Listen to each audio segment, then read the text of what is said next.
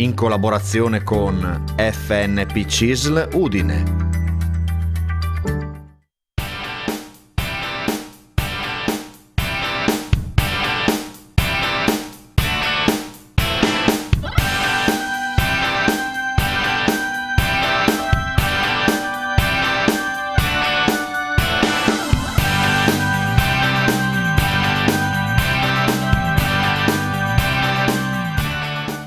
Buonasera, eccoci puntuali come ogni mercoledì con lo sportello Pensionati. Vediamo subito chi sono i nostri ospiti di oggi. Con noi in studio Renata Della Rica, segretaria AST CISL Udine e udinese, Bassa Friulana. Buonasera a tutti. E salutiamo anche Silvano Dentesano, che è coordinatore RLS FNP di Udine. Buonasera. Buonasera. Ovviamente, come sempre, come state? Bene, bene. Tanti argomenti, tanta carne al fuoco. Io direi di cominciare, visto che abbiamo appunto presente la segretaria AST CISL di Udine, di parlare un attimo anche di crisi di governo, di parlare dell'incarico attribuito a Draghi. Mi pare che il sindacato sia favorevole, no, a questa scelta del Presidente della Repubblica. Ma noi stiamo vivendo veramente un anno particolare. Arrivavamo da una crisi economica e una crisi del mondo del lavoro dal 2008 al 2013, poi abbiamo avuto una ripresa che dall'anno scorso, perché è un anno che c'è questa pandemia, ha messo in ginocchio tutta la nostra economia e tutto il mondo del lavoro. Non c'è una crisi profonda del manifatturiero che sta reggendo, e questo va veramente molto bene, ma il terziario, la ristorazione, gli alberghi, il turismo stanno soffrendo tantissimo. Quindi cosa abbiamo sempre chiesto noi? Che ci siano delle politiche del lavoro, che venga messo in primo piano la digitalizzazione, tutta la parte dell'industria, l'innovazione, l'industria 4.0, che ne abbiamo parlato per anni e poi nell'ultimo anno l'abbiamo un po' accantonato. Abbiamo tantissimi fondi con il Recovery Fund dall'Europa. Questi fondi devono essere spesi bene per la resilienza, per reinvestire sul territorio, e noi abbiamo letto tutto il documento che è stato presentato dal nostro governo e siamo sempre stati un po' preoccupati perché si parla sempre poco di lavoro e ci sono queste diatribe se l'accettare o non accettare anche i soldi per la sanità. La sanità in questo periodo è veramente in crisi.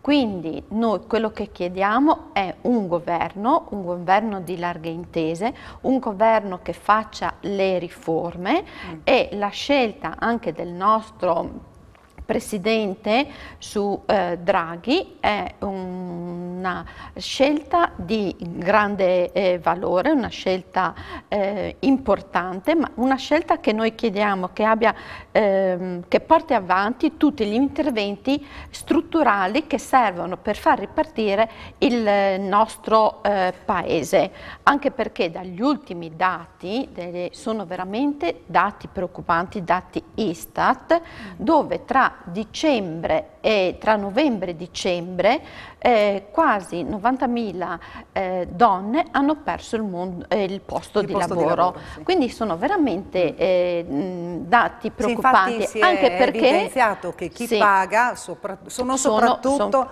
le donne. Anche perché gli uomini sono solo fortunatamente solo 2.000 uomini hanno perso il posto di lavoro, fortunatamente. Perché ci sono queste grandi perdite anche di posti di lavoro? Perché innanzitutto c'è il blocco dei licenziamenti, ma queste donne hanno lavori precari e lavori autonomi. Il lavoro autonomo purtroppo con questa crisi del Covid sta veramente soffrendo tantissimo e molte aziende chiudono e quindi le lavoratrici sono a casa. E non è stato sufficientemente ristorato come appunto nei vari decreti ristori.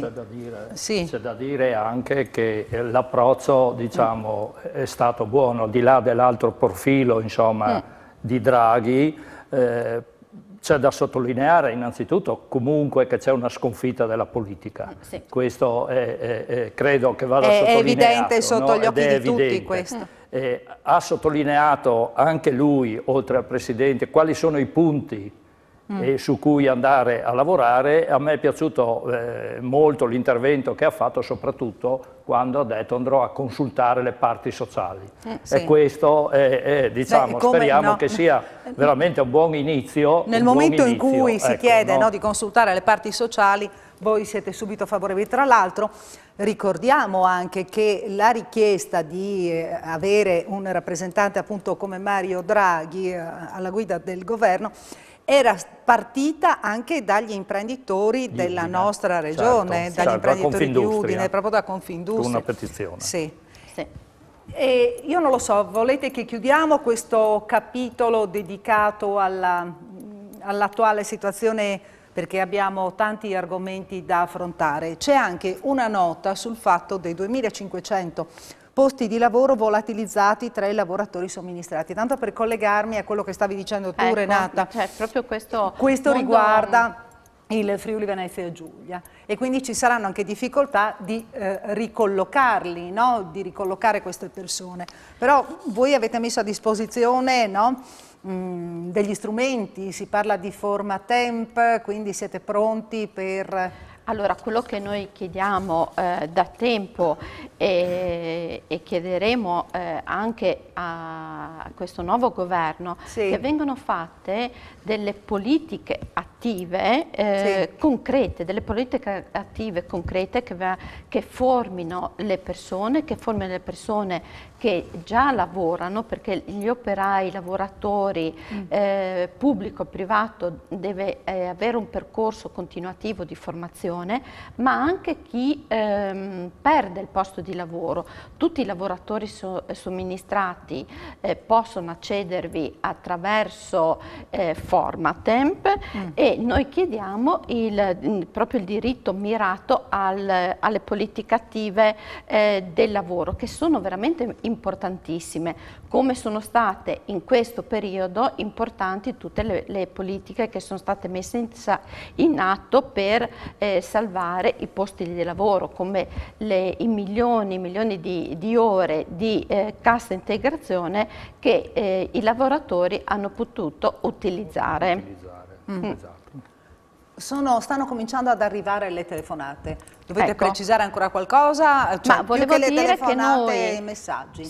Prego, noi in queste politiche attive come CISL ci stiamo attrezzando già da quasi 2 anni, stiamo lavorando e a tutti i lavoratori che arrivano nei nostri uffici abbiamo messo a disposizione uno sportello lavoro dove aiutiamo a fare il curriculum ai lavoratori, lo mettiamo in rete e lo mettiamo in rete verso le agenzie del lavoro, un servizio proprio per aiutare questi lavoratori a reinserirsi nel mondo del lavoro.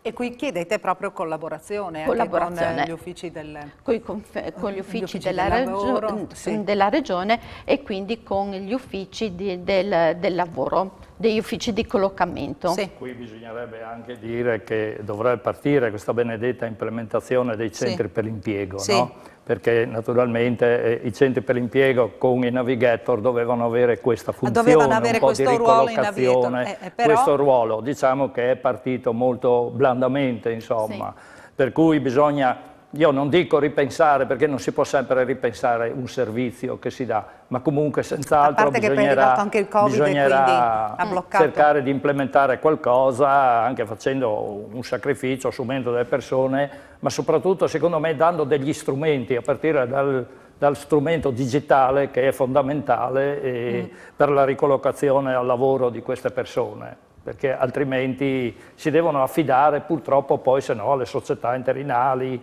e via avanti, insomma, no? Ma dovrebbe essere lo Stato a pensare, in realtà che si occupa, no, di esatto, queste cose. Esatto, perché è importantissimo la digitalizzazione proprio di tutto il nostro paese, partendo dalla pubblica amministrazione, perché una riforma digitale della pubblica amministrazione e la riforma proprio anche per mettere all'avanguardia la pubblica amministrazione può dare risposte anche ai cittadini e a tutte le aziende per snellire tutte le procedure.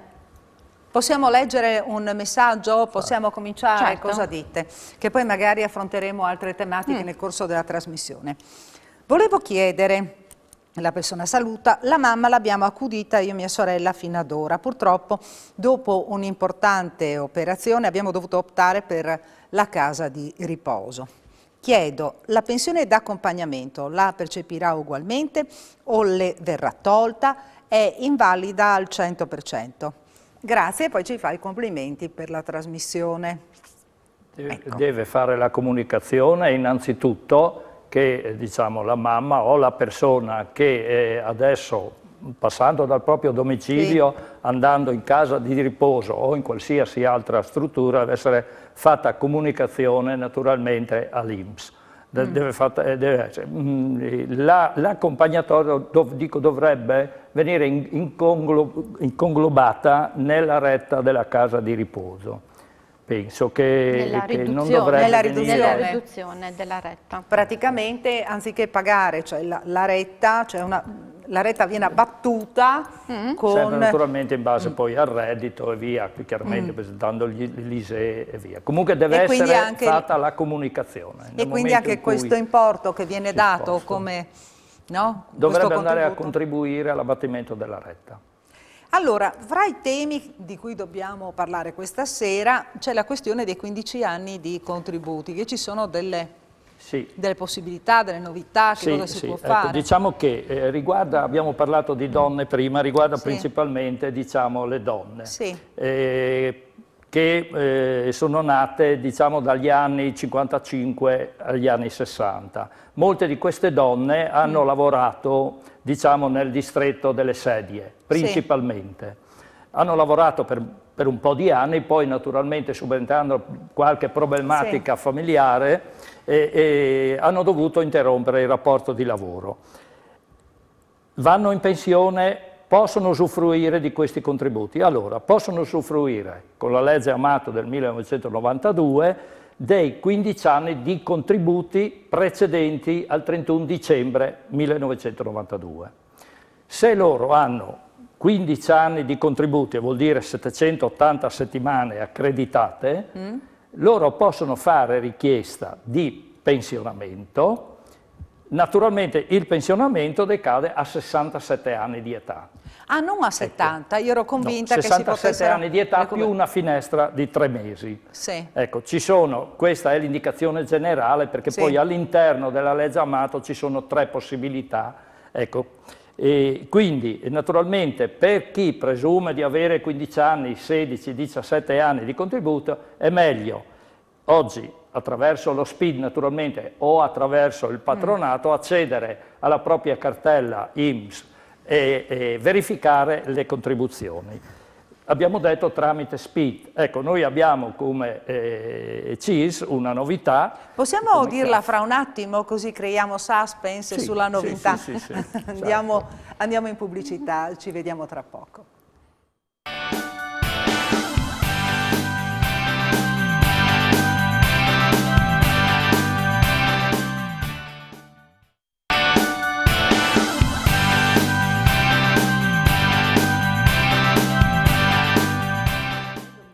Eccoci qui, siamo nuovamente in trasmissione.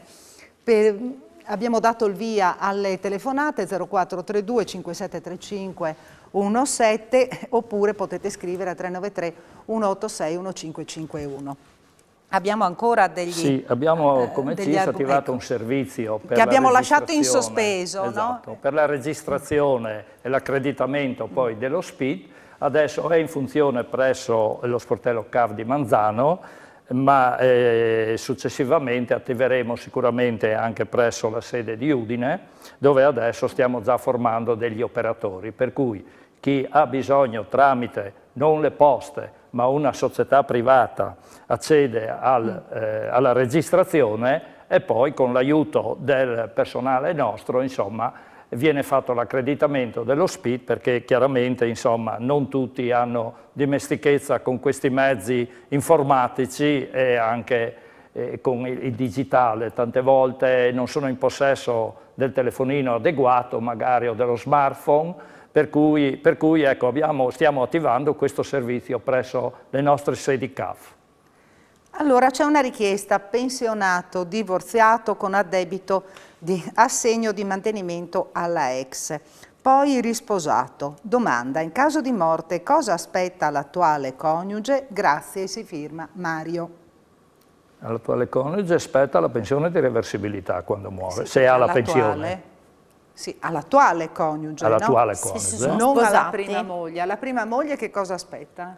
Alla prima moglie, se sono divorziati, non separati, divorziati non aspetta nulla. Nulla, esatto. Se invece sono separati e non sono divorziati... Qui parla appunto divorziato. Sì, alla prima moglie aspetta anche a lei una parte della pensione. Pensione di reversibilità. La pensione di reversibilità. Dobbiamo parlare con Silvano anche del trasferimento appunto del passaggio in validità civile.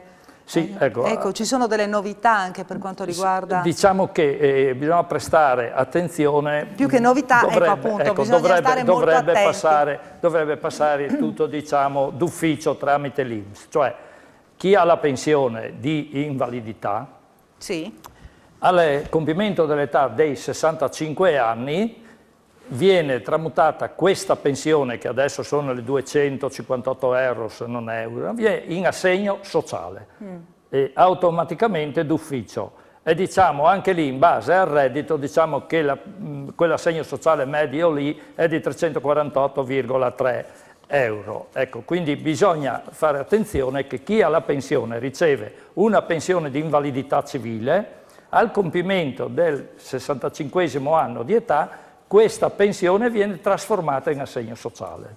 Ecco, perché ho avuto una segnalazione, dice: ma come mai io prendevo 258 euro e adesso mi è arrivato 348 e tanto. Ecco, diciamo che questo è l'assegno sociale, non più la pensione di invalidità o l'indennità di invalidità di prima. Ecco. Quindi bisogna prestare attenzione quando arriva compimento 65 anni, questa pensione passa in assegno sociale in via automatica. Io direi di parlare a questo punto con Renata anche della questione vaccini, perché la CISL ha preso posizione appunto nei confronti delle vaccinazioni, avete fatto un appello perché tante persone dicono non lo so se mi vaccinerò, invece adesso ho sentito che negli studi, negli ambulatori medici ci sono appunto tante richieste, però il numero di vaccini è, ancora non c'è nulla di preciso, però mi facevano segnali dalla regia che c'è una telefonata. Rispondiamo alla telefonata. Ecco, sentiamo prima la telefonata, sentiamo chi c'è in linea, pronto, con chi parliamo? Io sono qua da Pudroipo e io le volevo fare una domanda. Un anno fa è deceduto mio marito e abbiamo fatto la domanda di reversibilità. Eravamo tutti e due pensionati, dipendente e autonomo. Però le volevo chiedere questo, sia l'anno scorso sia le prime rate di quest'anno vedo dalla pensione lorda mi viene trattenuta all'incirca il 19% di trattenute IRPEF, sia sulla mia sia su quello di mio marito. Cioè, mi sembra come non mi venissero applicate le detrazioni per lavoro. L'addizionale IRPEF? È l'addizionale? Sì, può essere perché nella pensione di febbraio viene fatto il ricalcolo un po' probabilmente dell'addizionale IRPEF regionale, per cui può darsi che ci siano delle variazioni degli importi. Sì. Beh, fino a circa il 19-20%. Se non ho capito male. Da una pensione che si parte da 1.041 euro si arriva a una pensione di 747 e per il resto è tutta IRPEF. È un po' altino, perché lei allora ha detto quindi da 1.000 rotti euro ne percepisce con questa riduzione 747. 747. Sono le trattenute che vengono fatte, sono le trattenute, le Piuttosto tasse. alte. Non è l'addizionale? No? Non è l'addizionale secondo Renata? No. Secondo me no. Allora, o è un problema di reddito, cioè una verifica magari reddituale delle due pensioni, perché sono due, no? Le pensioni, se non ho capito male. Allora, o c'è stata una verifica reddituale per cui magari per 100 euro passa in una classe inferiore, per cui però qui sono cose talmente tecniche, secondo me bisognerebbe che verificarle tramite un patronato, accedere naturalmente al cedolino e verificare effettivamente cosa è successo. Sì. Però le questioni sono sicuramente due, cioè o c'è una variazione di reddito, perché non penso che l'addizionale IRPEF assolutamente queste cifre non è così alta. Ecco. No. Signora, lei è di Codroipo, la invito a passare lì da noi nei nostri uffici e così le facciamo un controllo del cedolino e le diamo una spiegazione. Voi dove avete l'ufficio? Hai l'indirizzo? Di dov'è la signora? Di Codroipo. Vi ricordate a memoria l'indirizzo? A memoria non me lo ricordo. No. Comunque c'è... È dietro la Coop, signora. Ah, va bene. Ecco, sì. Va bene. Vi ringrazio. Buonasera. Grazie signora, grazie per aver chiamato. Ritorno appunto da Renata sulla questione vaccini. Beh, noi sin dall'inizio, anche nelle altre serate che ci siamo sentiti, abbiamo sempre detto e invitato a vaccinarsi in modo particolare tutto il personale infermieristico. In Friuli Venezia Giulia sono arrivati all'incirca 50.000 vaccini, 58.000 vaccini. È stata fatta una ricerca e sono stati individuati che circa 10.000 persone erano già positive perché avevano contratto il virus, tra queste sia dei pazienti che erano degli ospiti all'interno delle case di riposo, tutto il personale del personale sanitario, il personale sociosanitario. In conclusione quasi 48.000 vaccini erano a disposizione. All'incirca al 20 gennaio 33.000 tra dipendenti e anziani nelle case di riposo sono stati vaccinati a fronte di 36.000 vaccini previsti. Le vaccinazioni, le seconde dosi stanno continuando. Da voci che abbiamo sentito nei corridoi, purtroppo non abbiamo la conferma dell'assessore, dalla prossima settimana dovrebbero anche partire le prenotazioni per gli anziani, perché adesso abbiamo vaccinato il personale sanitario, il personale sociosanitario e gli ospiti, come dicevo, gli ospiti delle case di riposo, e con il prossimo step partiranno anche gli ultra ottantenni, che nella nostra regione c'è un numero alto, perché siamo la seconda regione a livello di anziani in Italia, quindi saranno la quasi... prima è la Liguria, no? La prima è la Liguria, ma noi siamo proprio dietro. E partiranno una campagna per altre 30.000 persone. Quello che noi chiediamo come CISL, chiediamo come verrà fatto questo piano vaccinale, dove si vaccineranno queste persone, perché sono persone fragili, persone che sono anche al domicilio, non sempre tutte queste persone anziane sono all'interno delle strutture protette. Noi quindi chiediamo come si svolgerà il piano vaccinale, come verranno fatte queste vaccinazioni, perché adesso c'è stato, possiamo dirlo, la parte più tranquilla, perché gli operatori sanitari lavoravano all'interno delle aziende, hanno fatto la prenotazione al CUP e all'interno degli ospedali si mettevano in fila con i moduli che arrivavano tramite mail compilati e veniva eseguito il vaccino. La nostra preoccupazione come CISL invece verso queste persone fragili, come verrà fatto, se all'interno del distretto, se verrà fatto in un ospedale, se ci saranno dei protocolli con i comuni, perché noi abbiamo tanti comuni piccoli, pensiamo alle valli, alla montagna, anche nella bassa pianura, dove ci sono diverse persone anziane.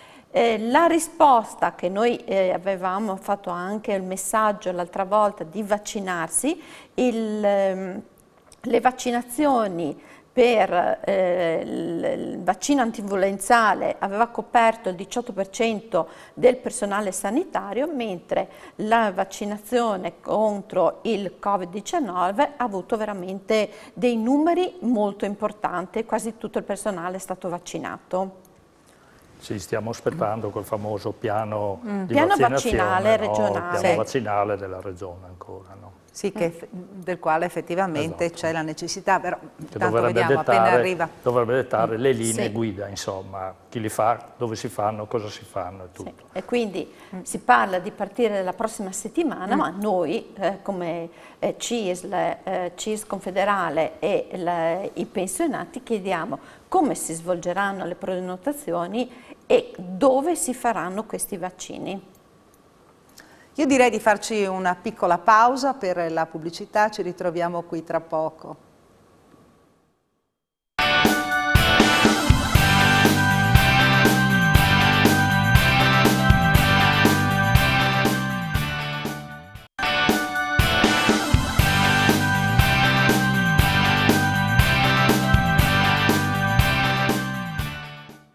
Abbiamo un messaggio, volevo sapere se è vera la voce che ho sentito che dal 2021 il prelievo IRPEF sulle pensioni viene distribuito in maniera diversa.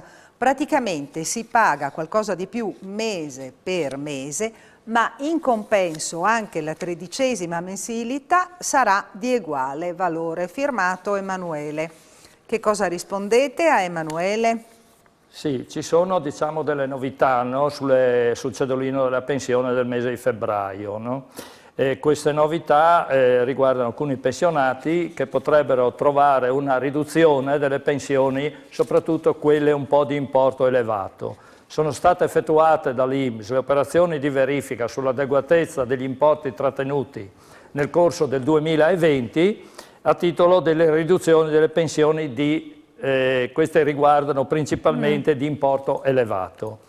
Per questi pensionati, nel caso che un ricalcolo determini un conguaglio a loro favore, l'importo a credito sarà posto in pagamento con rateo di pensione del mese di febbraio. Se nel caso invece il determinato conguaglio risulta negativo, l'importo verrà recuperato in 4 rate a partire dal rateo della pensione di febbraio. In quest'ultimo cedolino, naturalmente la pensione di febbraio, viene fatto anche il ricalcolo dell'IRPEF conseguente alla riduzione dell'imponibile, naturalmente riferito sempre al 2020 e determinato da un importo a credito. Sulle altre pensioni viene applicata la prima rata dell'addizionale regionale e comunale determinate naturalmente dal reddito di pensione. Ecco, così i pensionati sanno che cosa devono aspettarsi per il mese di febbraio. Vorrei sapere, per gentilezza, l'assegno di invalidità fa reddito per l'ISEE ogni anno? Grazie. L'assegno di invalidità, se Se fa reddito e se lo devi calcolare, se lo devi mettere sull'ISEE. L'assegno di invalidità ha una certa quota in base alla percentuale di invalidità e non contribuisce a fare reddito. No, non contribuisce a fare reddito. No, è un assegno che viene determinato in base a determinati requisiti, diciamo, no, di invalidità, quindi 30, 70, fino all'80%, e viene determinato un tipo di assegno. Sì. E dall'anno scorso a settembre l'assegno di invalidità è anche aumentato. Esatto. Una grande conquista che abbiamo ottenuto dopo anni e anni e anche di richiami da parte della comunità europea, da 238, 258 è stato portato a 6,50. Esatto. Ho frequentato nell'85, 86, 87 una scuola professionale con libretto di lavoro. Possono valere come contributi figurativi? Grazie, Nevio. In che anni?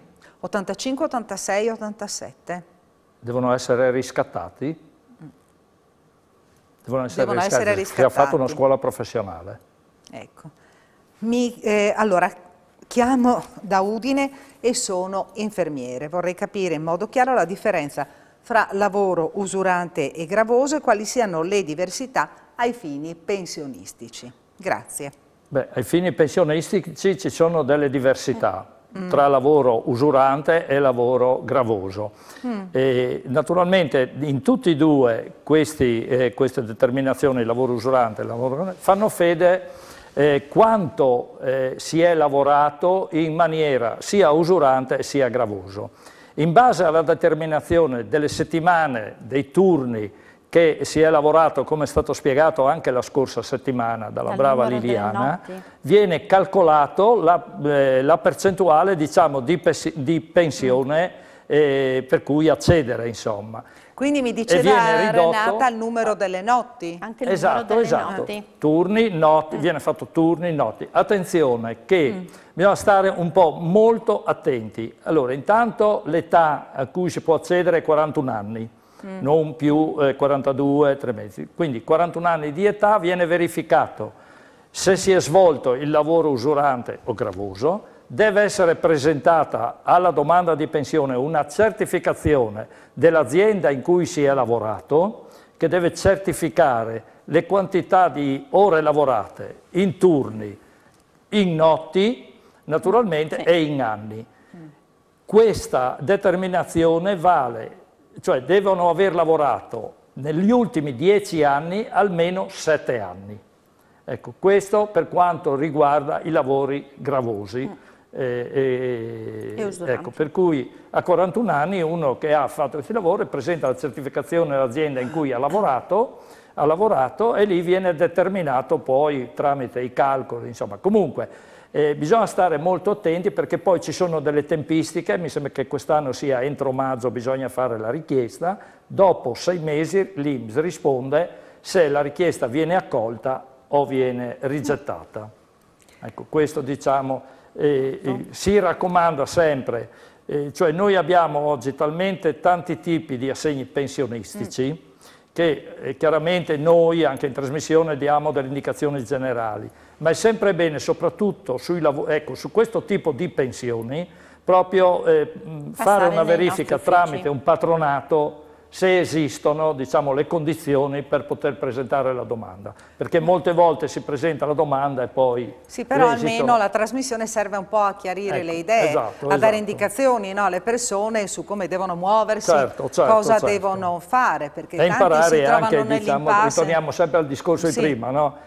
Oggi ci sono molti siti che danno molte informazioni, chiaramente, stiamo attenti alle fake news perché ce ne sono tante anche in questo campo. E poi abituarsi ad accedere a questo benedetto SPID, perché questo purtroppo, perché lì poi io l'ho verificato proprio oggi per una pensione di invalidità, veramente ci sono tutte le informazioni, servizi, informazioni per poter accedere, quindi diciamo è uno strumento molto molto utile e sicuramente bisogna che sia incentivato. Ecco. È uno strumento utile che noi in caso aiutiamo le persone anche ad avere lo SPID, però ricordatevi sempre che passare al nostro patronato INAS o nei nostri uffici, molte volte ci sono delle istituzioni che all'interno dei siti, all'interno anche del sito dell'INPS non si trovano, si possono trovare. Noi troviamo dei percorsi per aiutare anche le persone, perché molte volte ci sono anche anni, dei contributi che sono stati persi, quindi cerchiamo di aiutare queste persone a colmare questi buchi, e passare sempre nei nostri uffici e al nostro patronato è la cosa migliore. Senza dubbio. A questo punto io non so come chiudere, perché abbiamo 3 minuti a disposizione. O legge di bilancio oppure la questione della cassa integrazione Covid. Esatto. Vedete voi come ve le giocate? Sì, ma io direi...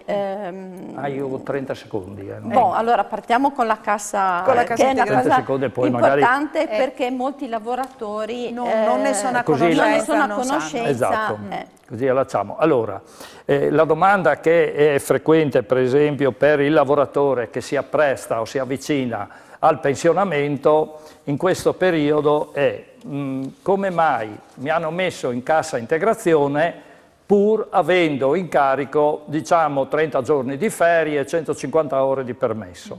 Ecco, allora il decreto che ha istituito la cassa integrazione Covid non prevede l'usufrutto da parte del lavoratore di questi suoi diritti, che sono le ferie e i permessi. Non lo prevede, per cui il datore di lavoro accede alla cassa integrazione Covid, il lavoratore deve andare in cassa integrazione anche se a suo carico ci sono, diciamo, queste ferie e queste. Cosa anche qua un consiglio: il lavoratore che si trova prossimo al pensionamento e che è in cassa integrazione Covid, 60 giorni prima del pensionamento verifichi quante ferie deve fare, quanti permessi deve fare, e poi o inizia una trattativa con il datore di lavoro per usufruire prima del pensionamento di queste ferie o di questi permessi, altrimenti all'atto del pensionamento deve essere contribuito lo stipendio più naturalmente le ferie e anche i permessi. Ecco, chiudiamo velocemente con Renata sulle osservazioni per quanto riguarda la legge di bilancio. Ci sarebbero altri messaggi, ma magari rimandiamo alla prossima settimana, perché dobbiamo chiudere, dobbiamo dare la linea telegiornale. Nel 2021 attraverso la legge di bilancio entreranno in vigore di nuovo nuove agevolazioni per le famiglie e per i figli. In primis c'è un aumento si passa da 7 a 10 giorni per il congedo parentale, quindi una nuova conquista anche per i papà che possono rimanere più giorni a casa. Ricordiamo che da luglio non ci saranno più l'assegno familiare, ma ci sarà l'assegno unico.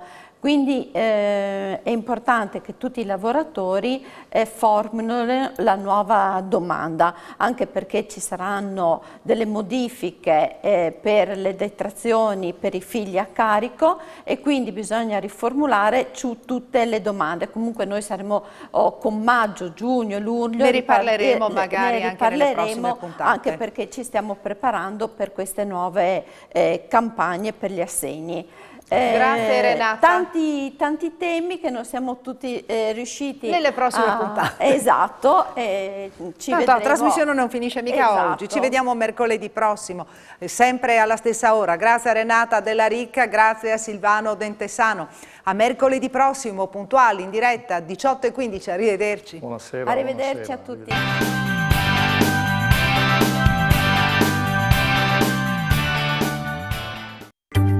In collaborazione con FNP CISL Udine.